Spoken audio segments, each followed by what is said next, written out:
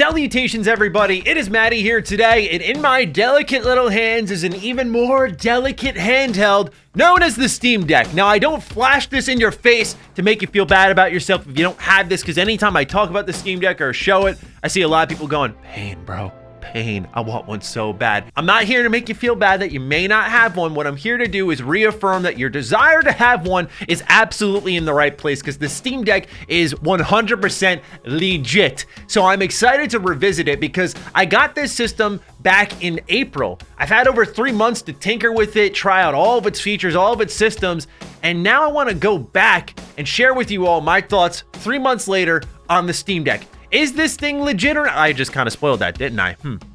Yes. Well, yeah, this is worth your time. This is worth your money when you come around to it, and I'm here to tell you why. So ladies and gentlemen, if you're new here and you're into reviews, I swear to God, we typically do a lot of reviews, but I've been batting zero on getting review codes for this channel, so I apologize. I'm trying to keep the review chops warm over on Retro Rebound. We did Xenoblade Chronicles 3, we did Live. Now I'm over here trying to keep things warm, doing some re-reviews and whatnot. So with that, if you're new here, you like reviews, consider subscribing.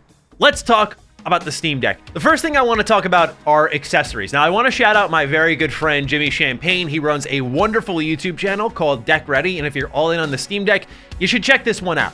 However, when it comes to the Steam Deck, one thing he guided me towards was getting a separate wireless keyboard and mouse for when you're in desktop mode. At first, I was a little hesitant about this, but he sent me the link, so this was about $40. It's a wireless keyboard, and then I got sent this Basilisk Hyperspeed mouse. This was a combined $70, and yeah, my boy guided me right. Let's just say that. I love how easy this was to set up. There is a Bluetooth switch here on the side. You turn this thing on, you turn on the Bluetooth on your Steam Deck, it just synchronizes like that. Suddenly you have a keyboard working. Same thing with the mouse, very easy. Now, because it's all connected, anytime I turn them on, I can use it very easily. It makes navigating a bit easier when you're in desktop mode, but you can also use desktop mode without this type of stuff. The trackpads are great. This was something I was a little unsure about when I did my initial review. I didn't know how to pan out because most of my review was focused on the Steam Deck in a gaming experience. And I got to use it outside of games now, as well as within games, and the trackpads are reliable. When I didn't have these, I was going around the internet using the trackpads, using the virtual keyboard,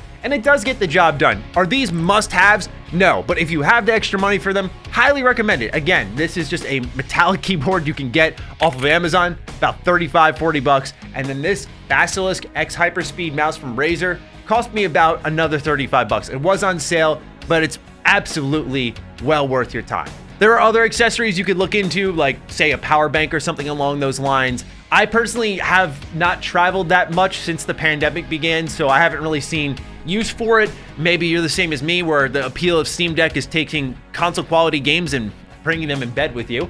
I personally enjoy that a lot more than traveling with my games, but that is something you could look into as well. Anker has a fantastic power bank that I also do recommend. Now, probably what you're here for, let's talk about the video games. The video games on the Steam Deck, when it comes to not only the games you could get off of Steam, because throughout this review cycle, if you will, I got to experience my first Steam sale on the Steam Deck. And as many of you know, I kind of fell out of PC gaming. I, of course, do a lot of work here on the computer. I'm always editing videos, thumbnails, working on content. So to me, computers equal work, and I love my work, but of course, to continue to love it, I like that healthy split. And I don't want to always game where I'm working. So for me, a Steam Deck is perfect for that separation. And what that meant was, as the years went on, as I became more of a physical game collector, the Steam sales lost some of their hype. You may remember I used to do a lot of Steam sale videos, and I do kind of miss doing them, but I just didn't feel that same fire, that flare when a Steam sale lit up. For the summer sale especially, it was like, oh man, let's go. But this time around, with the Steam Deck in hand, it felt a bit different. There was a different energy in the air. And so I picked up a number of games. I picked up Battlefront 2, I picked up Titanfall 2, which I haven't played yet, but I've heard amazing things about it. I picked up Final Fantasy 15 Royal Edition, and I was able to test all of these out. And I'm just so constantly shocked by how well the Steam Deck runs certain games and how great they do end up looking. Now, obviously, your battery life will depend on what you're trying to run. If I'm trying to play a lot of Titanfall 2, it's going to drain the battery pretty quickly versus using emulation, which we'll talk about separately. But yeah, The battery life sort of depends on the game you're playing, very similar to the Nintendo Switch, where obviously the bigger the game, the more demanding it is. It will drain that handheld battery life a lot. I'd like to also shout out a channel called Reviews to Go. The reason I learned about this was through that channel, where they do battery testing over on that channel, whether the game's in handheld mode or not, and it differs depending on the game. So it's actually a quite fascinating stat that if you're interested in more of that stuff, check out that channel. Doing a lot of shout outs today, trying to do my job to lift up any content creator I can. Anyway, the game experience has been fantastic. Sales have been reinvigorated, the accessory game is fantastic, and the playing experience has been really good. I've adjusted a bit to the Steam Deck. One thing that I struggled a bit with at first was that the analog sticks were not offset. Over time, you get used to this. I was also a bit surprised by how light it was. It still feels that way. That's one thing that continues to impress me, is that if you hold the Switch versus this, when you go back to the Switch is gonna feel like literally a piece of paper. However, it's still shocking to me how light this system really is for all it can do. It really does feel like an all-in-one machine, because it's not just covering the modern games, it's covering the old ones. So as many of you know, over on Retro Rebound, I play a ton of old video games on top of the new ones coming out.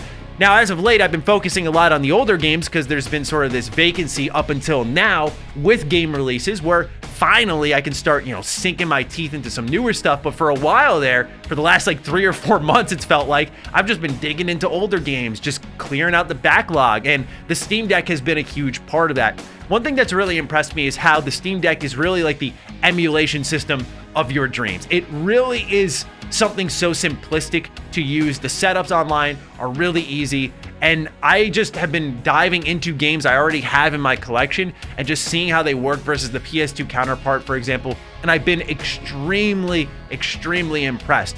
This makes it that all-in-one machine where I can access the now and the future. And the reason I know why this Steam Deck is really competitive for my time is, you all know, I love the PS Vita. I love my PS Vita so much. That's my baby. And I was thinking about playing Mega Man Legends for the first time. I was like, what system do I use? I bought Mega Man Legends through the PS1 Classic system over on my Vita. I'm like, I could get it on my Steam Deck, couldn't I? Couldn't I? It's all right there already. Couldn't I? And it's that toss-up, right? That's what I think about now. And that's crazy, because the Vita has been, in any situation, anytime I can get some use out of it, I do, because I love that thing. That's why I'm so big on the Steam Deck, because it's competing for Vita Time. That has not been done before, ever.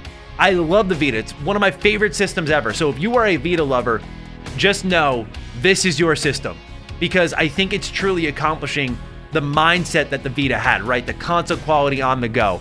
The difference is, though, that on the go really only comes with the most expensive version, where it comes with this carrying case. This is clutch. I went to show my friends the Steam Deck and putting it in here nice and secure. Don't got to worry about it getting destroyed or tossed around. That made it really nice. I felt very secure with it. Not that there aren't other Steam Deck cases online, but this is the Valve official one that I do like quite a bit, because again, its sturdiness, it's very rigid. You can kind of see, like, here on the corner, like, there's really no give to it. So I appreciate that a lot. But yeah, the portability isn't something like a Game Boy Advance. You slip it in your pocket. It's not going to be quite there unless you got really fat, long pockets. I don't know. Some of you might be packing. I don't know. But I'm just saying, I don't think you're going to fit this in your pocket. The last thing I wanted to talk about that I really wanted to add into my experience here was I had more time to test out Xbox Game Pass. Now, the setup for Xbox Game Pass is through cloud gaming. Microsoft has an official blog post on their website. And I got to say that this is one that they need to find some more native support for. This wasn't necessarily a pain in the ass to do, but it was just one of those things where you could tell we're very much, setting this up in an unofficial manner. I had to go into the console commands for my own Steam Deck and pound in some weird looking code and hit enter and then put something else in to effectively make it where I could add Xbox Cloud Gaming to my Steam library. And when I'm on my Steam Deck, I click play and it would bring me to a browser that would then load up Xbox Cloud Gaming all on its own. Now, from there is where things really kick off. Many of you know that I don't like to use, say, my cell phone for video games.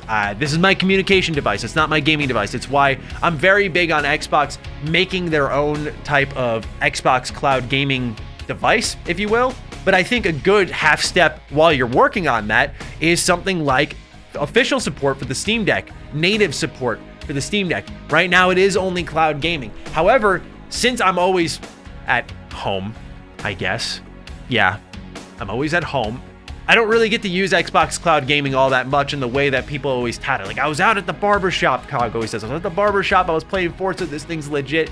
I don't get to enjoy those perks all that often, because when I'm out, I'm like at the gym or something. And when I'm home, I have access to the stuff, so why am I gonna play on the cloud? I don't mind waiting for download times. I got other stuff to do while it downloads. So for me, I don't really get a lot of use out of cloud gaming, but I still was impressed by it when I last tested it. This is my first time really diving into it. Again, my home internet is really the best test for this all. The reason for that is my home internet is good enough, but it's home internet, right? It's not like what I got here. I got the FiOS set up, got that nice internet, the highest you can get, really fast speeds, where when I'm here testing cloud gaming, especially when I tested it on my PC, which has an Ethernet cable and that FiOS, it's like, yeah, this thing's gonna run buttery smooth. It looks really good.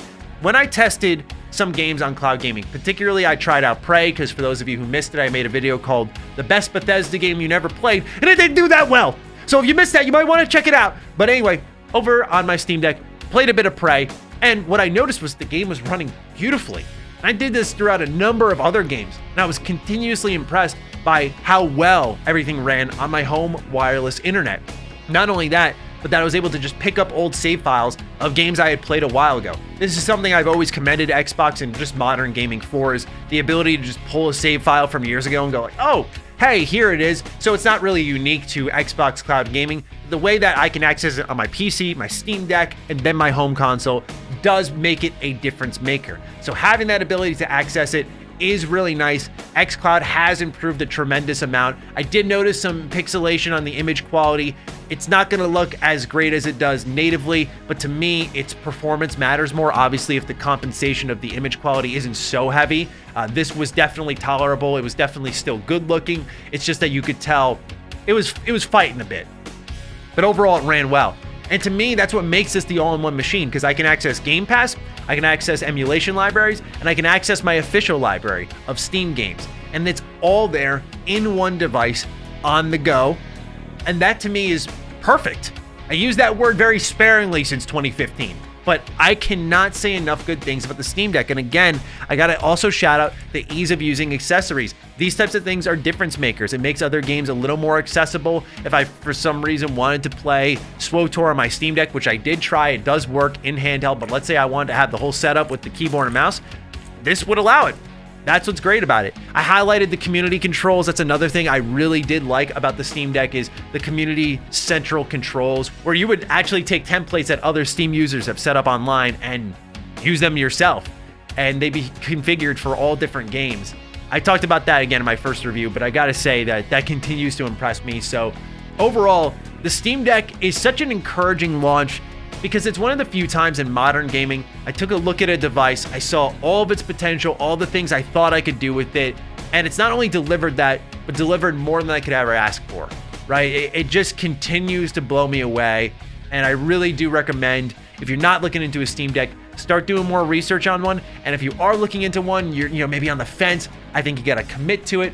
And if you're one of those people who's really dying for one, just know your anxiety to get a Steam Deck is completely justified. This thing is legit. So share your Steam Deck experiences down below. I'm looking forward to reading them and how you're getting use out of your system, because certainly I'm using mine and I'm always looking for more reasons to use it, which again is a really good sign, because that's how I felt with the Vita. If I'm feeling that Vita energy with any type of game or system, that's dangerous. So with that, please fire away. Other than that, follow me on Twitter, follow me on Instagram. Those links are in the description down below. And a big thank you to all the patrons and members who continue to support the hell out of the content here. Stay sexy, stay active. Love you all. Peace.